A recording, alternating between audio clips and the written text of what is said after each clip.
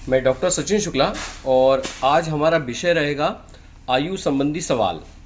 अब देखिए, हमें प्रश्न मिला कि माँ की आयु उसके पुत्र की आयु की 5 गुनी है। 8 वर्ष पश्चात माँ पुत्र की आयु से 3 गुना हो जाएगी। दोनों की वर्तमान आयु ज्ञात कीजिए। और जो इस प्रकार के प्रश्न मिलते हैं तो देखिए क्या लिखा है, माँ की आयु उसके पुत्र की आयु की 5 गुनी है। तो यहाँ पे 2 लोग हैं, माँ और बेटा, पुत्र उनका।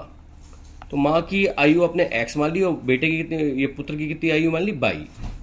अब पहली कंडीशन क्या है, माँ की आयु बराबर किसके, पुत्र की आयु के कितना, पुत्र की आयु 5 गुना, यानी यहाँ पे क्या करना पड़ेगा 5y।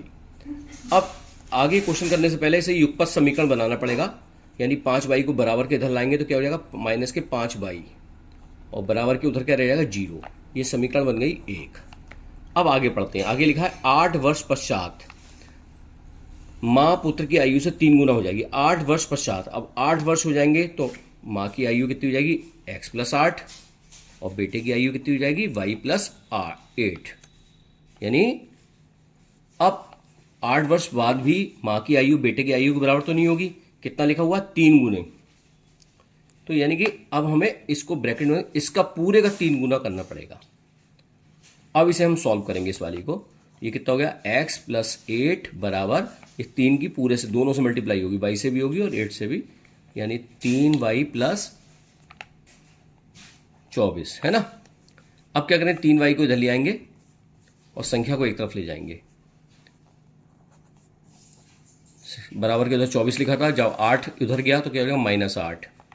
तो क्या बन गया x माइनस 3y बराबर कितना बन गया 16। ये समीकरण 2 बन गई। अब समीकरण 1 और 2 को हम उतारते हैं दोबारा से और उसको हम सॉल्व करेंगे। देखिए पहली समीकरण तो ये थी, देखिए जो ये आई थी, और दूसरी समीकरण ये रही।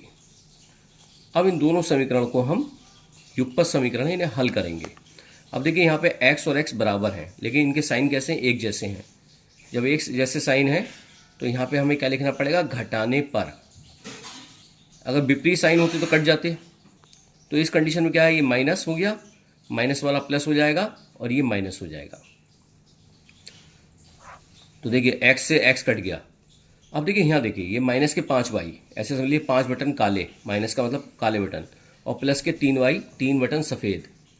तो यहाँ पे देखिए क्या बचा, माइनस के 5y और प्लस के 3y हैं, तो आपस में जो इनकी लड़ाई हुई तो क्या बचा, माइनस के 2y बचा।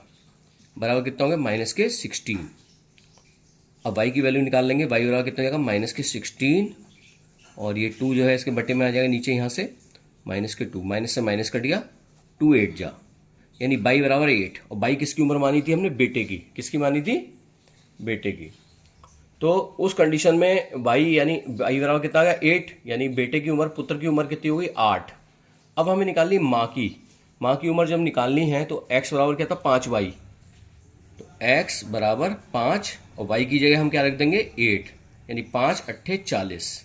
तो माँ की उम्र कितनी आ गई 40 वर्ष आ गई और पुत्र की उम्र कितनी आ गई 8 वर्ष। अब देखिए अगला सवाल,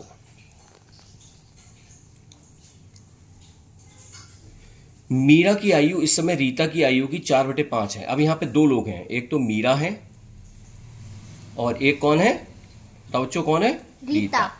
मीरा की उम्र हमने मान ली x और रीता की उम्र हमने कितनी मान ली y। अब हम यहाँ पे इसका उत्तर करेंगे।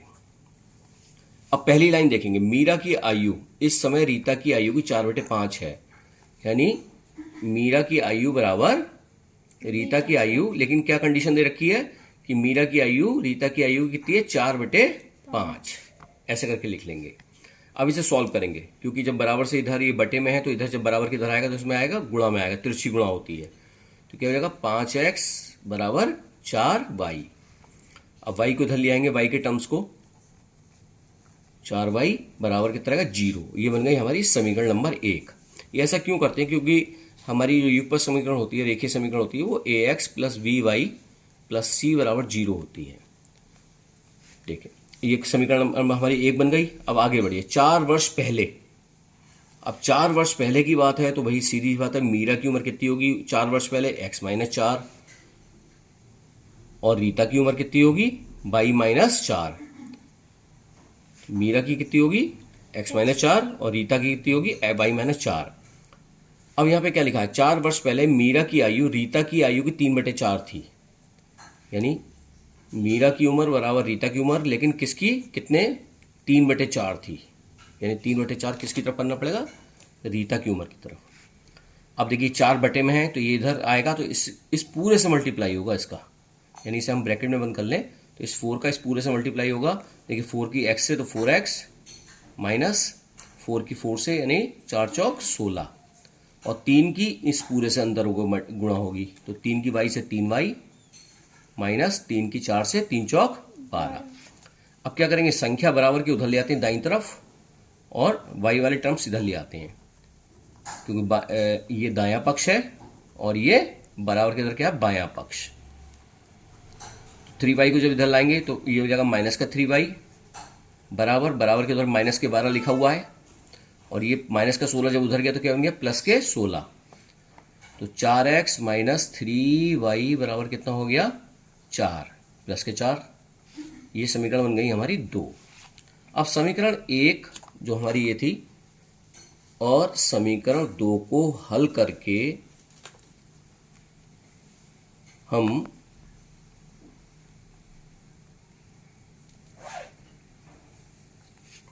किसका मान निकाल लेंगे, x और y का मान निकाल लेंगे। ये समीकरण 1 थी और ये समीकरण 2 हमने दोबारा से लिख ली। अब देखिए यहाँ पे या तो s के टर्म बराबर कर लो या y के टर्म्स काटने के लिए। अब देखिए 4 और 3 को हम बराबर करने के लिए 4 के और 3 के पहाड़े में क्या चीज़ कॉमन आती है, 4 की टेबल में देखिए 12 होता है, 4 3 या 12, और 3 की टेबल में भी 12 कॉमन है ना, है ना।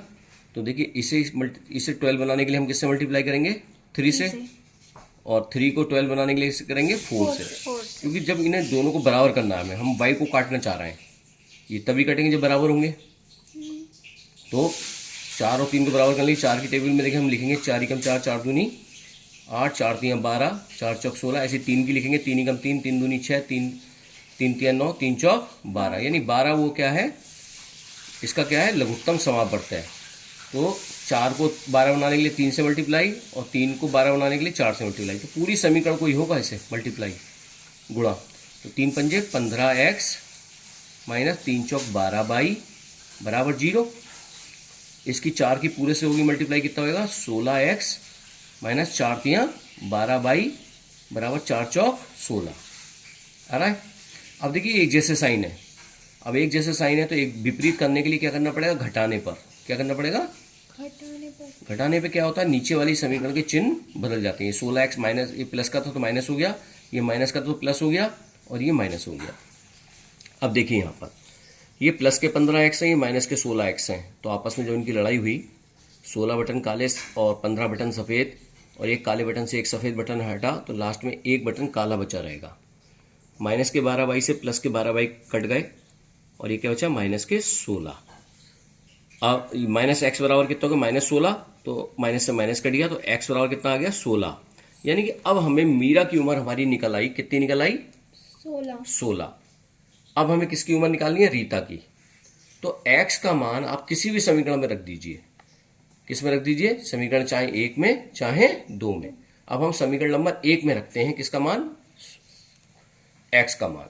तो समीकरण 1 थी 5x माइनस 4y बराबर 0, कितनी थी 5x माइनस 4y बराबर 0, और x का मान हमारा कितना आया था 16। अब x का मान इसमें समीकरण 1 में रख दिया हमने, तो ये 5 गुणा 16 माइनस 4y बराबर 0 हो जाएगा। 16 पंजे 80, 80 माइनस 4y बराबर कितना है 0, तो माइनस के 4y बराबर, ये 80 उधर गया तो कितना माइनस का 80, इसके पहले पीछे तो प्लस 80 माना जाएगा ना।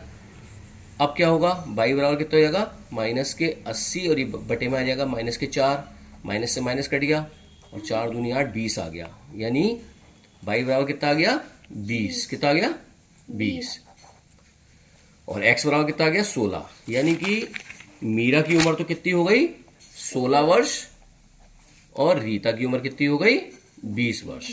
तो इस प्रकार से युगपत समीकरण बनाकर ये हमारे सवाल हैं आयु संबंधी, और इन सवालों को हम बहुत आसानी से कर पाते हैं। इसका स्क्रीनशॉट आप ले सकते हैं। धन्यवाद बच्चों।